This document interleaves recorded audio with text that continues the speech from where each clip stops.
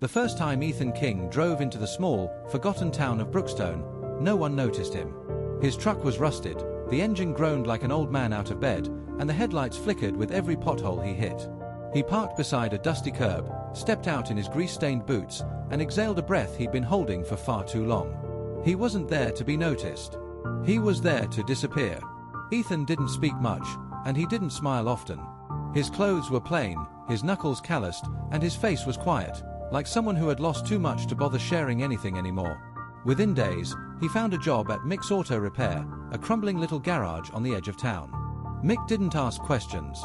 He needed help, and Ethan worked like a machine. From sunrise to well past dark, Ethan rebuilt engines, fixed transmissions, and crawled under broken-down vehicles without complaint. Customers rarely spoke to him beyond orders.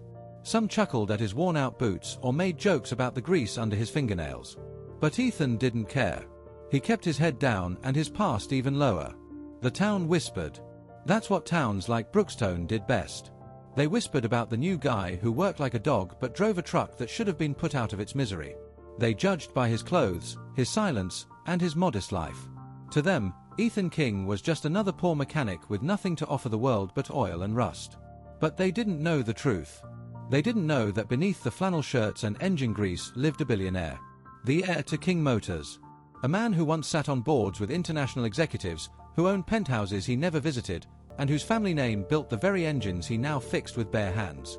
Ethan had left that world behind 2 years ago after his heart was shattered by someone who only saw his wealth.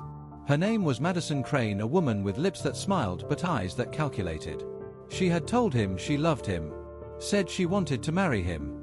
But when he caught a glimpse of her phone screen flashing a message from her friend, "Secure the ring, girl. That man's worth billions." His entire view of love crumbled. So he vanished. Left Los Angeles without telling anyone. Gave up the mansion, the press, and the parties. He wanted to be loved for who he was, not for the empire he was born into. Brookstone seemed like the kind of town that didn't care about money. But Ethan had overestimated its heart. They mocked him all the same. He ate his lunches in silence, usually at Ruby's Diner. It was small and run down, with sticky floors and a flickering neon sign that hadn't worked in years. But there, in that cracked leather booth, Ethan found a moment of peace. And that's where he first noticed her. Samantha Hayes Sam, as her name tag said, moved between tables with a tired grace. Her ponytail bounced with every step, and her smile was polite, but her eyes carried stories far heavier than her tray. She never looked at him with judgment. She never winced at the grease on his hands. She simply poured his coffee and asked, "You want the breakfast special or the sandwich today?"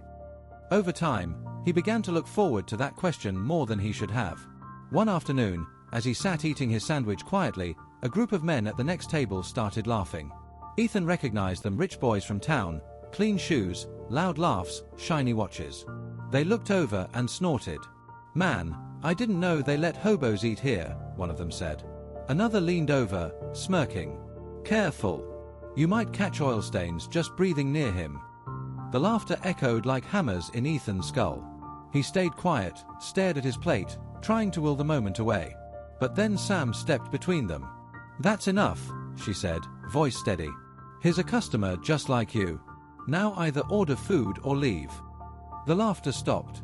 The air changed. The rich boys grumbled and left their booth, tossing a tipless receipt on the table. Ethan looked up at her. "Thanks," he murmured. She gave a tired shrug. "I don't like bullies." After that day, their conversations grew. Just a few minutes during breaks, nothing more. She told him about her younger brother, David, who had a heart condition and needed regular hospital treatments in the next city over. About her mom, who died when she was 13. About how she worked 2 jobs and still never seemed to catch up on bills. Ethan listened, quietly filing every word into the part of his soul that still believed in good people. He told her very little in return. Just that he grew up working on cars. That he liked quiet towns. That he didn't mind getting his hands dirty. But Sam saw through him. Not completely, but enough to know that Ethan King was running from something bigger than car engines. One night, she came into the garage with her old Corolla sputtering smoke. She looked embarrassed. "It's making a weird noise," she said. "I think it's dying." Ethan rolled up his sleeves and opened the hood. 10 minutes later, he had it fixed with a part he'd been saving. "How much do I owe you?" she asked. Nothing, he replied, wiping his hands. Her brow furrowed. I don't take charity. It's not charity, he said. Call it appreciation. She looked at him a moment too long, then smiled softly. You're weird. Most mechanics are. That night, she drove off with a working car. Ethan watched her taillights fade and wondered when the last time was that someone had looked at him like he mattered. But not everyone in town felt the same. A week later, Brookstone hosted its annual Founders Gala at the country club, a fancy event with string lights, champagne, and far too much perfume. Ethan hadn't planned to go. But Mick insisted. You've worked like hell, Mick said. Take a break.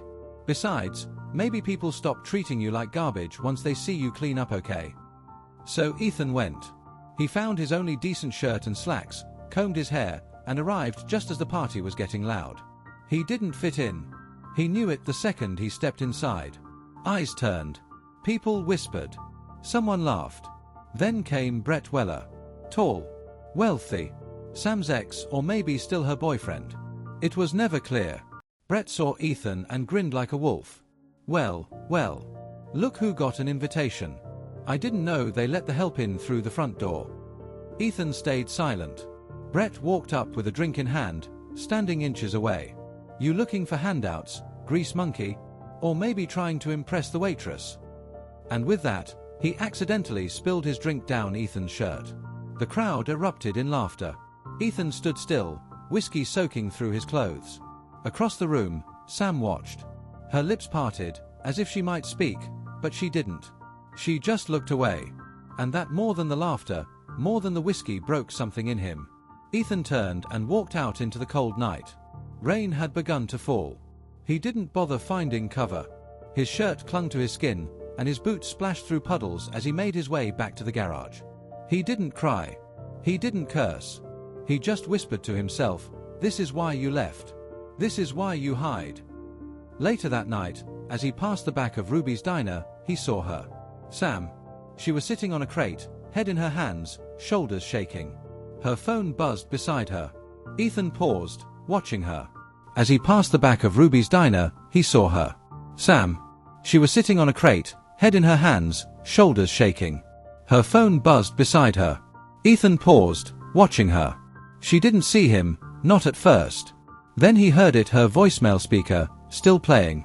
"If you miss another shift, we'll have to take your brother off the treatment list. We can't afford to hold the slot unpaid." Sam sobbed, clutching her apron like it might hold her together. Without a word, Ethan stepped forward, placed a $50 bill beside her, and turned to leave. She looked up, startled. "Ethan, wait." But he kept walking. Back at the garage, Ethan sat alone, turning a wrench over in his hands.